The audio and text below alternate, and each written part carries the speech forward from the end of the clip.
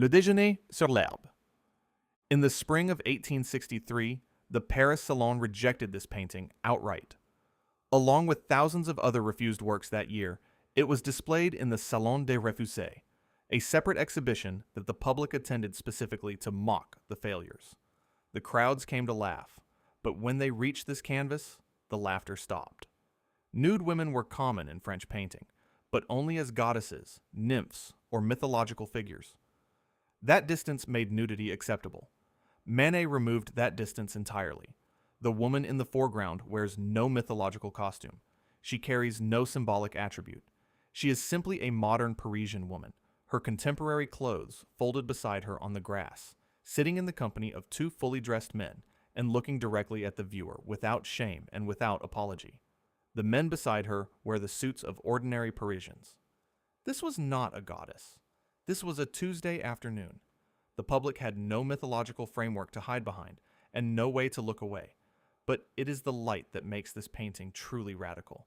A flat, bright luminosity that dissolves shadows and floods the scene with the kind of warmth you feel on a real afternoon in a real forest. He was not painting a fantasy. He was painting life exactly as it was. A bar at the Folies-Bergère. This was the last major painting Manet completed before his death in 1883, and it may be the most quietly dazzling work of his entire career. The scene is the famous Folies-Bergère cabaret in Paris, one of the most radiant artificial environments the 19th century produced. Crystal chandeliers, trapeze artists, champagne, and crowds, and constant noise.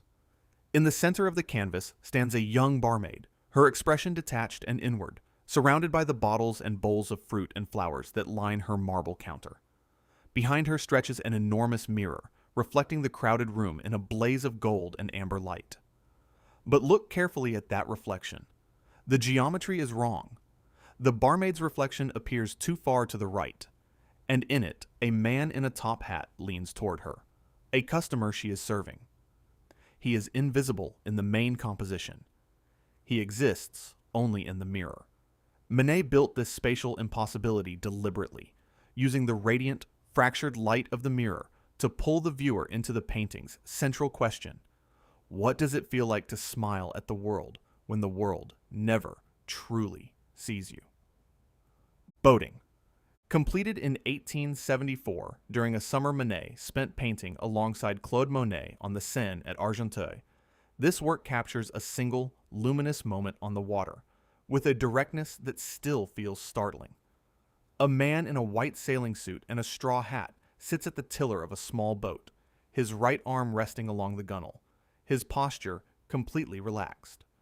Beside him, a woman in a blue dress sits forward, her face partly turned away beneath the brim of her hat. The water surrounding the boat is an extraordinary flat blue, not the deep, churning blue of the sea, but the particular, sun-saturated blue of a river on a perfect summer afternoon. Manet cut the composition at the bow of the boat, cropping the image as a photographer would, bringing the viewer directly onto the water with the two figures. There is no horizon. There is no shore. There is only the boat, the blue, and the light pressing down from above. The summer Manet spent at Argenteuil changed him permanently. He had resisted painting outdoors for years. That season on the Seine, working beside Monet in open air, he finally let the light in. Music in the Tuileries gardens. This is the painting that invented modern life as a subject for serious art.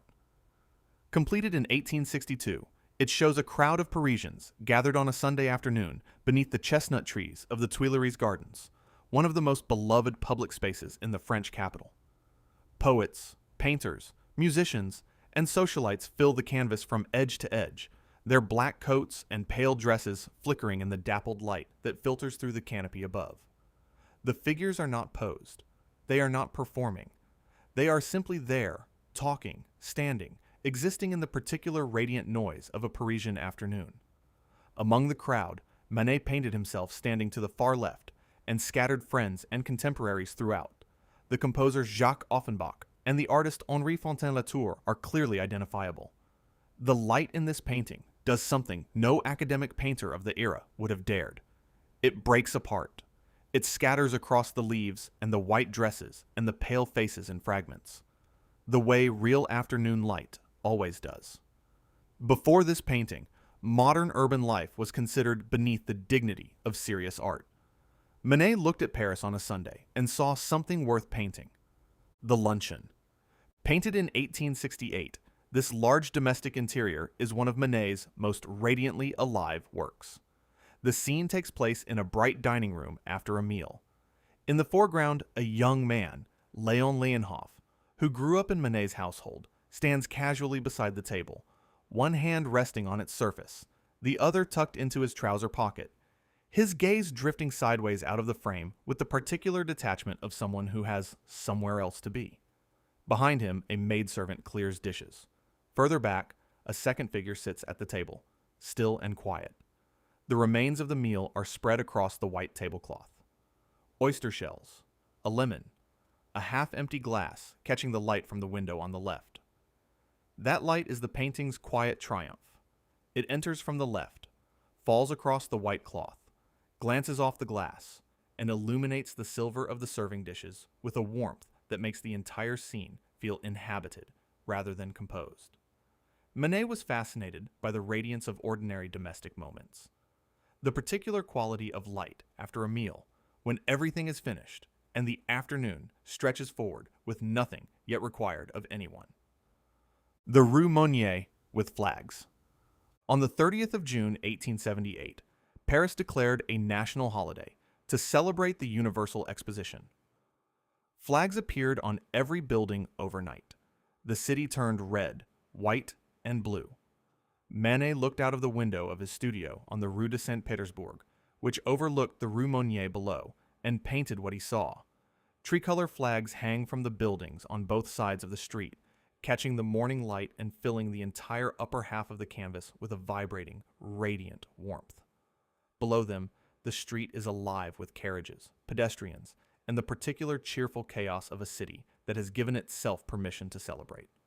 But in the lower left corner of the painting, almost at the edge of the canvas, a man moves along the pavement on crutches. He has lost a leg. He moves slowly through the celebrating crowd, neither acknowledged nor noticed. Manet placed him there deliberately. The man is widely interpreted as a veteran of the Franco-Prussian War of 1870, a conflict that had left France humiliated and Paris devastated. The flags are radiant. The morning is beautiful. And moving quietly through all of it, unseen, is the cost of everything the flags are meant to forget.